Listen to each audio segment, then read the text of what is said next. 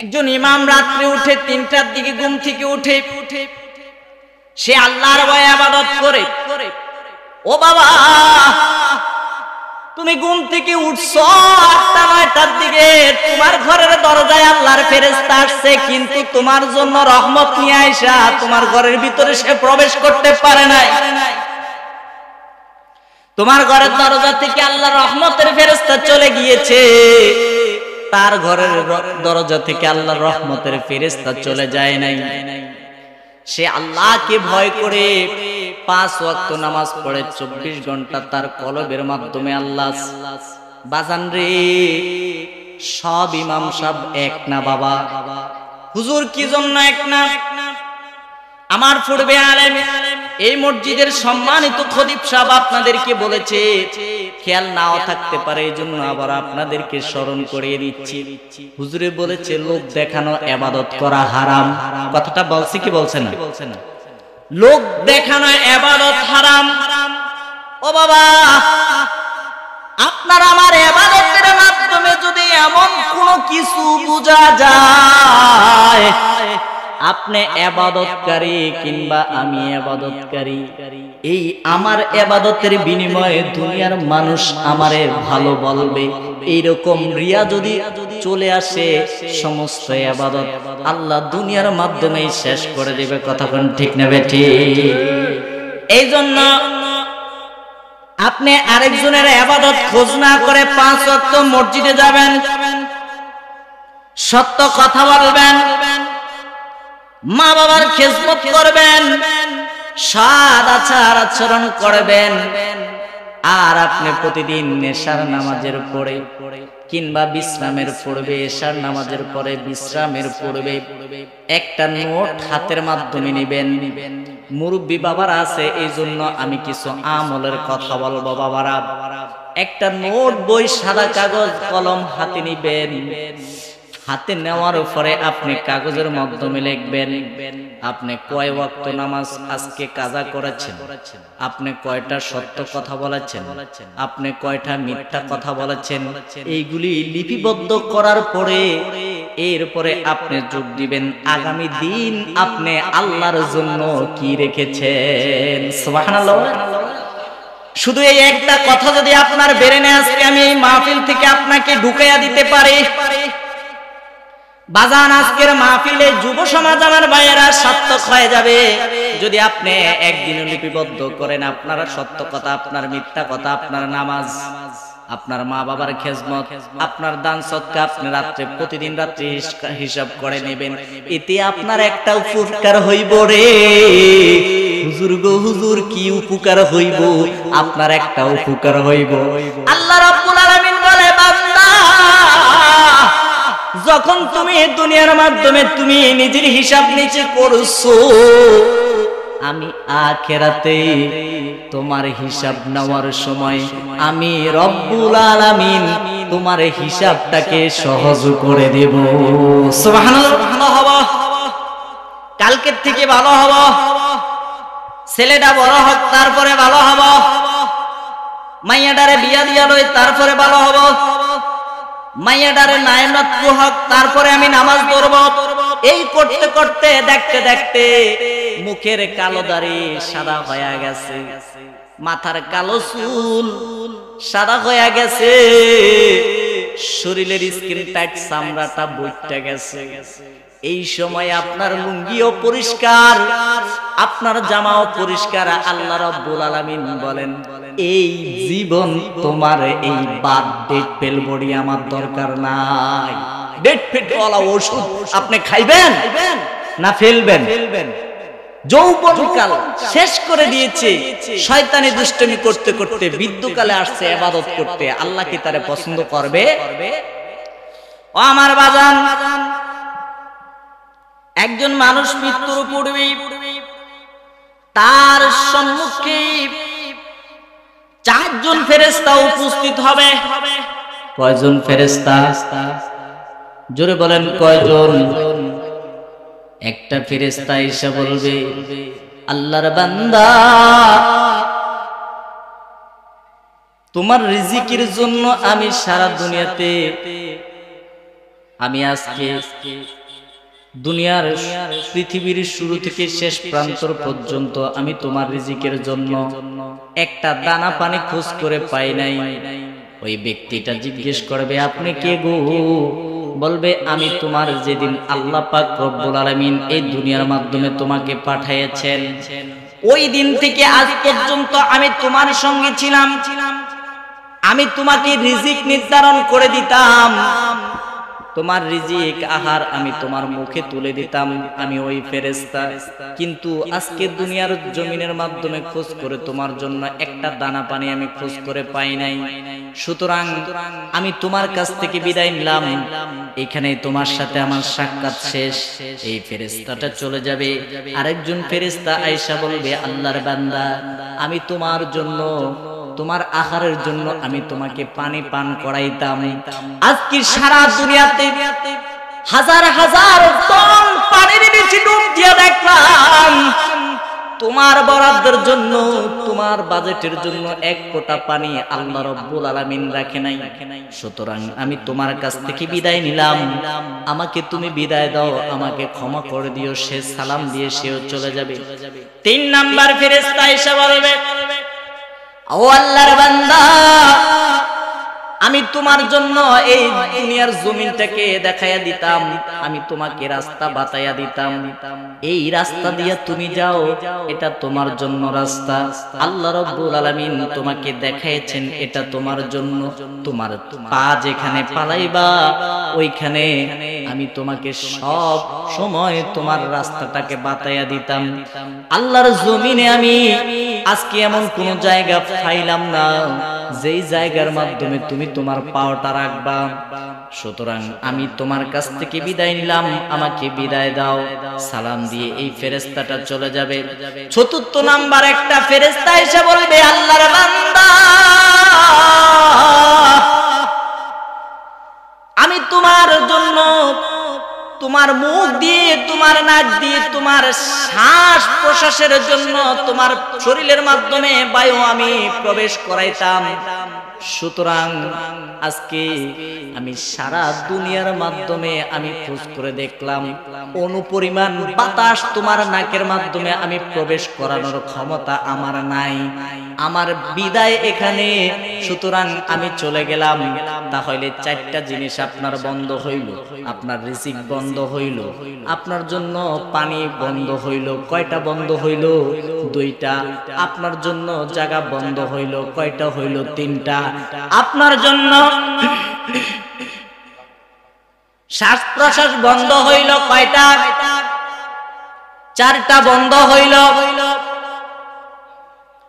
এখন আপনি পড়ে থাকেন, এবার আজরাইল আসুক আর না আসুক, এমনিতেই মার্ডার। বাজান, এই কথাটা কেন বললাম রে?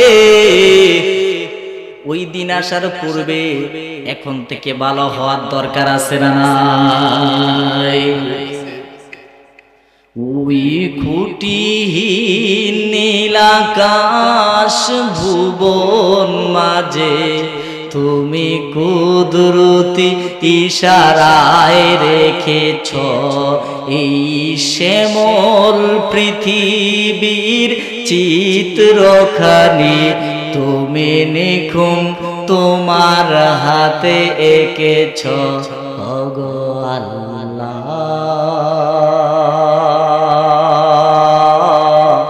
শুকর তোমার আমার যে মুসলিম করেছ ওগো আল্লাহ। শুকর তোমার আমার যে মুসলিম করেছ। তুমি সাগরের বুকে দিলে কান্না, তুমি পাহাড়ের বুকে দিলে ঝরনা। হো হো হো, তুমি সাগরের বুকে দিলে কান্না, তুমি পাহাড়ের বুকে দিলে ঝরনা।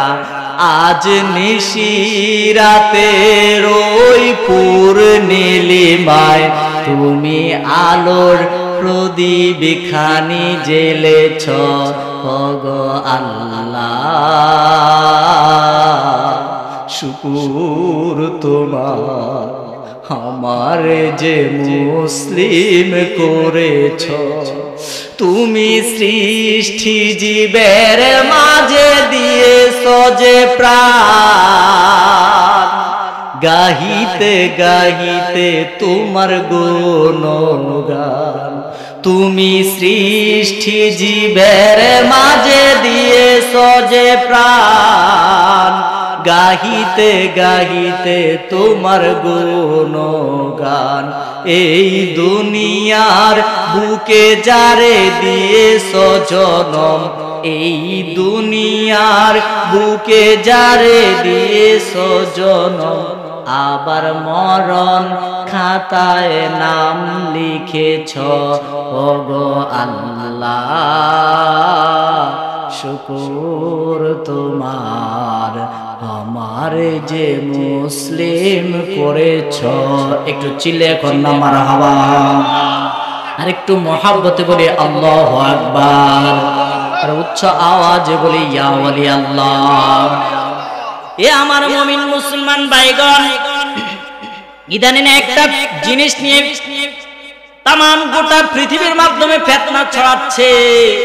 ধীরে ধীরে আপনাদেরকে আস্তে আস্তে ইবাদত থেকে মানুষ, এই কিছু আলেম ওলামা নামদারি আলেম ওলামা আপনাদেরকে ইবাদত থেকে দূরে সরাইয়া দিচ্ছে। খেয়াল করেন, নামাজের পরে মুনাজাত আছে না নাই? দিবেন না ছাড়বেন? দিলে বালা না না দিলে বালা? দিলে বালা কে কে হাত তোলেন? মাশাআল্লাহ মাশাআল্লাহ। এবার না দিলে বালা কে হাত তোলেন?